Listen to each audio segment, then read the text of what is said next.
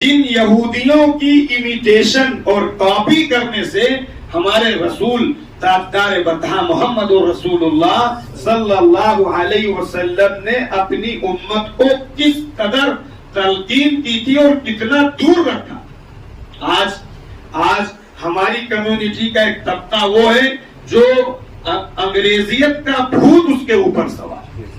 ان کی کوالٹی، ان کا کلچر، ان کی تہذیب، ان کی سویلائزیشن اور یوں کہوں میں ان کا دھوم، یہ مسلمان چاٹنے کے لیے تیار ہے۔ شرم سے ڈوب مرنے کی بات کہ وہ یہودی، وہ کمینے، گندے، مجرم، خبیث جو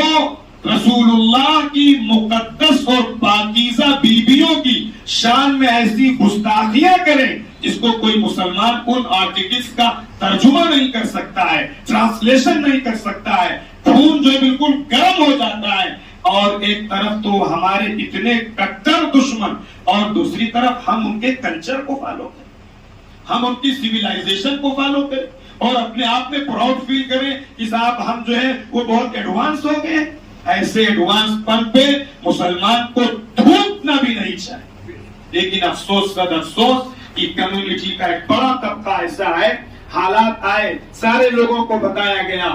اور بار بار یہ بات کہی گئی کہ صاحب ہم ان کے پروڈکشنز کا جو ہے وہ بائیکاٹ کریں گے، لیکن آپ سماج کے اندر اتر کے دیکھیے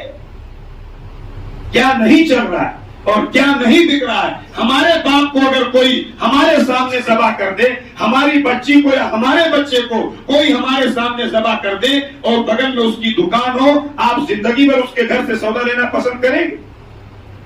آپ کا ضمیر گوارا کرے گا، آپ کی غیرت گوارا کرے گی کہ آپ کوئی پروڈکشن یا کوئی سامان اس کے یہاں لے لیں جس نے آپ کے کسی فیملی کے ممبر کے ساتھ ایک بدسلوکی کی ہے؟ کیا وہ جو لوگ قتل ہوئے، جو شہید ہوئے، جن کے ٹکڑے کیے گئے اور مائیں بلک بلک کر روتی رہی اور پکارتی اور چیختی رہی اور ان کے کسی کے ہاتھ کٹے، پیر کٹے، ساری چیزیں آپ کے سامنے ہیں، کیا ہمارے اندر اتنی بھی غیرت باقی نہیں بچی کہ ہم جو ہے بغیر ٹھنڈے کے نہیں جی پائیں،